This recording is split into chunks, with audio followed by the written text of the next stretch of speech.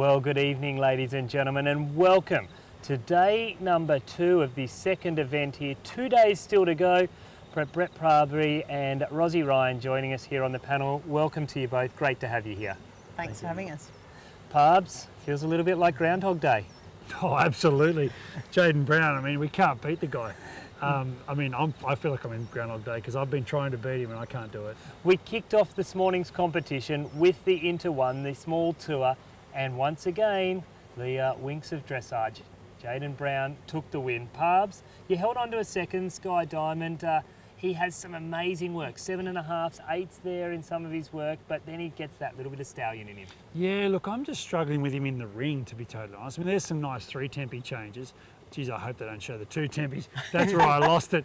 But no, look, absolutely brilliant. He's a stallion and he's giving me some training issues, but it's no problem.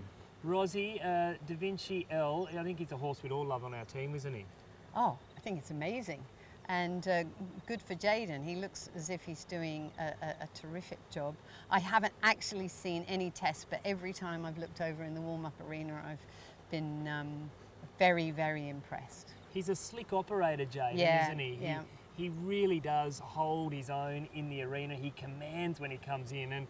And I think we said last night, other than taking the tail off, which we haven't done today, that horse is getting better and better, and it means all of us as competitors have to step up and lift the bar. Oh, it's brilliant. And I think Jayden has spent some time overseas, and it's wonderful that he's come back and puts into the sport here, which can really only lift our percentages and also lift the knowledge and the competitiveness for everyone. Yeah, it's great. I mean, putting into the sport, I mean, he did that and then he was on the scribe for the Grand Prix. Like, he's keen to put in everywhere. Yeah. I think I've got a little insight into why he did that. So we're doing a series here at Willinga called Meet the Stars. He hasn't yet lost a class in the small tour over the 2 weekends. Can he go victorious? So let's go behind the scenes and meet Jayden Brown. Hi, I'm Jayden Brown and I'm from Brisbane in Queensland. On a day-to-day basis, I ride between 10 and 12 horses. I occasionally teach. I predominantly make up my day with riding and clinics occasionally. I brought 3 horses with me to this competition, a 5-year-old Quincy, 6-year-old Bertoni and the small tour horse Da Vinci. With Da Vinci being undefeated, I don't feel the pressure so much. He's shown us that doing what he's doing is more than enough, so we're just really aiming to go in and repeat what we've done for the first few tests, and if we can manage that for one more, we'll be more than happy. Something you might not know about Da Vinci is if you walk near him with a piece of sugar or an apple, he will take off your hand to get it, so approach with caution because he loves his treats. I think the great thing about this competition is that there really is quite a few horses ready to take the first place as soon as you make a mistake. With Brett, Michelle, Dave, Jenny, they're all really good riders on really good horses, and I've certainly felt like I have to be on my A game. What an absolute star is Jayden Brown, and I think that combination, you know, in my lowly opinion, has a huge step. But he's a workaholic, 10 to 11 horses a day. But I love that he likes to do nothing more than when he finishes riding to do something indoors. So I think that explains why he loves sitting, and he was great at it. He was one of the quickest on those scribes on that electronic scoring, which has been great. Rosie, we bring you in. Brett and I, we jumped straight into tonight because we were, we knew what was happening. But we've loved having you here at Willinga. Have you had a good time? God, how could you not have a good time? I think if you can't have a good time here, really, yeah, too bad. It's an amazing place, and yeah, we just feel so lucky to be here and to have had two weekends back to back. It's really good. I think the horses were probably more settled. Everybody, well, not everybody, but a few people said to me they thought their horses were tired, and certainly mine did not feel tired. They actually felt like they were just starting to settle down. That's because Rosie feeds that amazing Prize Yes. Easy Feed, one of our Yes. sponsors here at Easy ride. Warringah. Yep. Easy Ride is the one. Hey, Rosie, I'm not going to get you to tell the story you told at the presentation Thank you. tonight, but isn't it great to see the junior competition? Oh. And this week with a strong field, 4 competitors, and it was dominated today by Jazzy French, and she had 2 horses, turned around in 20 minutes, and the kid's only 13 years old, but Brett, she comes from a good dynasty. Absolutely. Yeah. Nancy, her mother, is an ex-Australian representative and very accomplished rider herself, and she taking after her mother. I And, think these youngsters, they have, we were talking about it earlier about how they just have wonderful sort of ring craft, and they also have, I think probably just much better availability of information. They've got good horses, these wonderful competitions, and they're very exciting. Can I just say for yeah. the record here, this is the CDI that was the That was the CDI. CDI. Y Yeah. into I'll just- 2. No, No, that's the under the 25 into CDI. 2. Yeah. That was Under Gemma 25, Heron and yeah. Sarah Faraway. And they're amazing competitors, those Yeah. two. And so, That was a tough class. and Gemma Very Heron, good. quick turnaround. She was at Canberra Royal last week, spins it on around, comes back down here, and you can see why she does well in the show ring. She's been competitive in the Gary Owen, and then she steps out here, and that horse is the sort of horse that looks like the Bentley of the car world. It just looks an absolute dream to ride. Pretty spectacular. But not so easy, because I No. helped her in the warm-up today and she told me some of the issues she'd been having,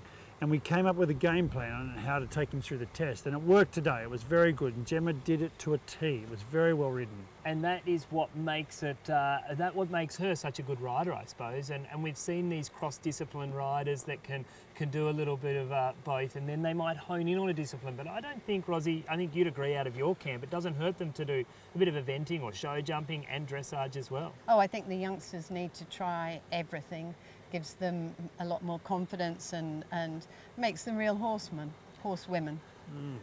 Well, there's been so much action taking place here at Warringah over the last couple of days. Today, we finally freed up a cameraman to go out and have a little look around and just catch a really great highlights package for us.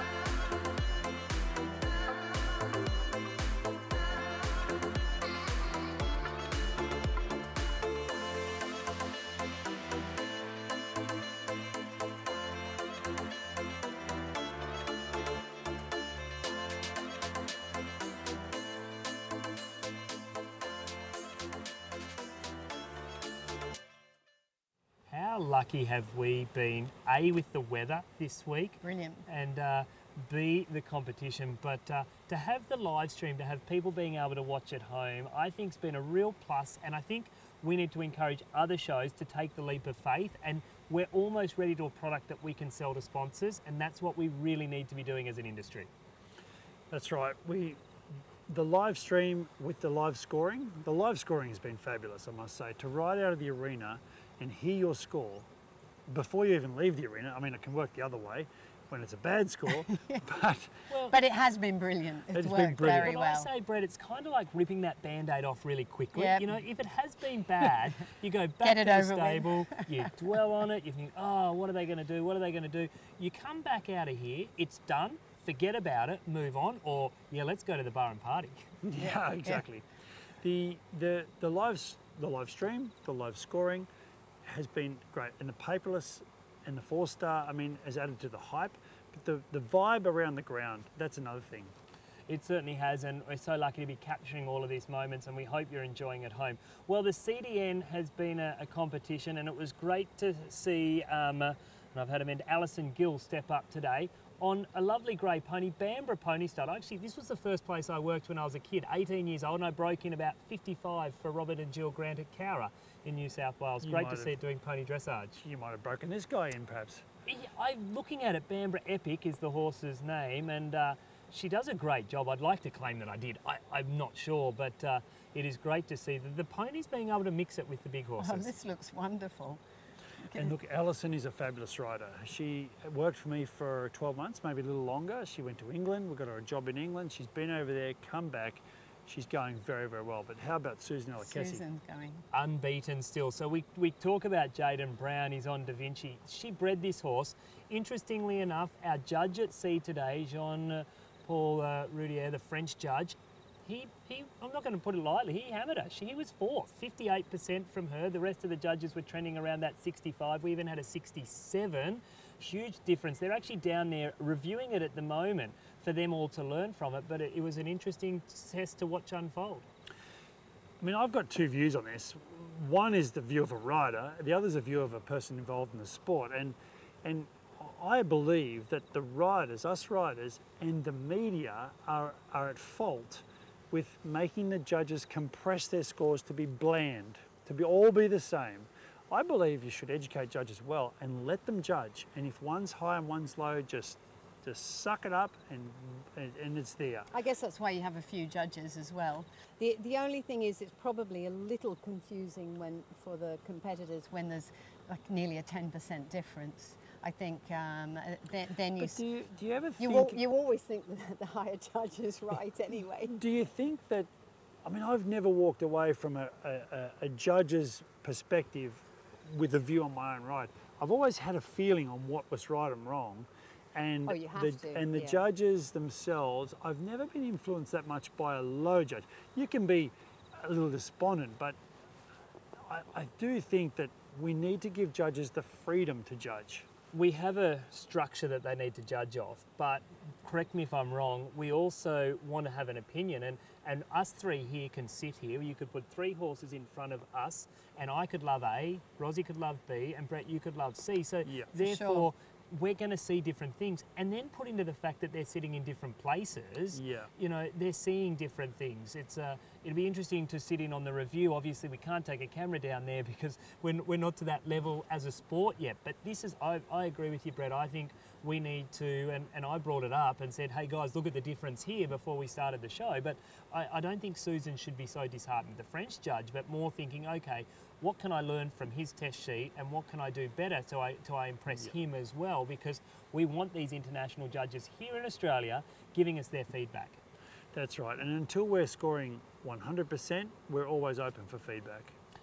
Look, the 4-star was the next class on the competition. There was a lot of hype around it. We've been meeting the stars. She won last weekend here and she did very well again. Let's go behind the scenes and meet the lovely Sue Hearn. Hi, my name's Sue Hearn and I'm from Sutton Forest in New South Wales. I have a big gelding called Jude, who's in the Grand Prix, and my other horse is Remington, who's in the Grand Prix also, this CDI 4-star. My biggest highlight would be representing Australia at the Rio Olympic Games with Remington.